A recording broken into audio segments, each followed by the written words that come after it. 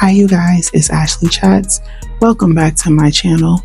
Go ahead and hit that thumbs up for me on your way in or out of this video. So it seems that Briana has chosen to take legal advice from her supporters instead of consulting an actual attorney, and it's starting to show.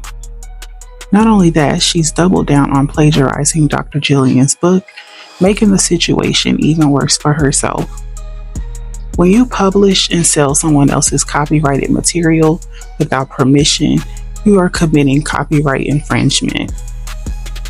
The copyright owner can send a formal legal notice demanding that you stop selling, distributing, or using their content immediately, as Dr. Jillian has already done with Miss Briana. You may be required to pay statutory damages if the infringement is proven to be willful. You could also owe actual damages if the copyright owner can prove financial loss due to your actions. The courts can order that you give up all of your profits that you made from selling the stolen material. A court may also order that you stop selling or promoting your material immediately and remove it from all sales platforms. You may be required to pay the copyright owner's legal fees if you lose the case as well.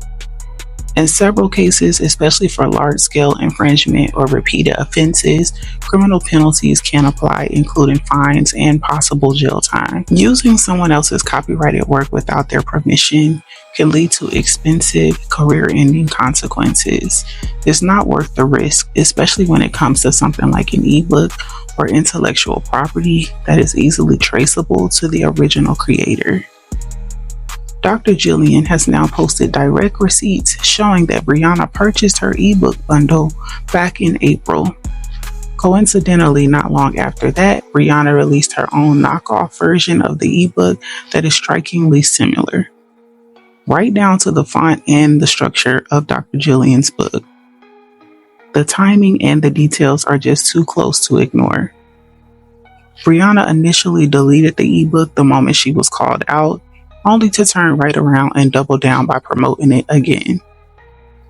The level of audacity it takes to boldly steal another Black woman's work while parading yourself as a struggling single Black mother of 6 is diabolical. Briana, not only are you in a custody battle over claims of shitty parenting, but it's starting to look like you're also fighting to avoid going back to work in the real world, because the way you're moving, you're slowly but surely closing the door on your online bag.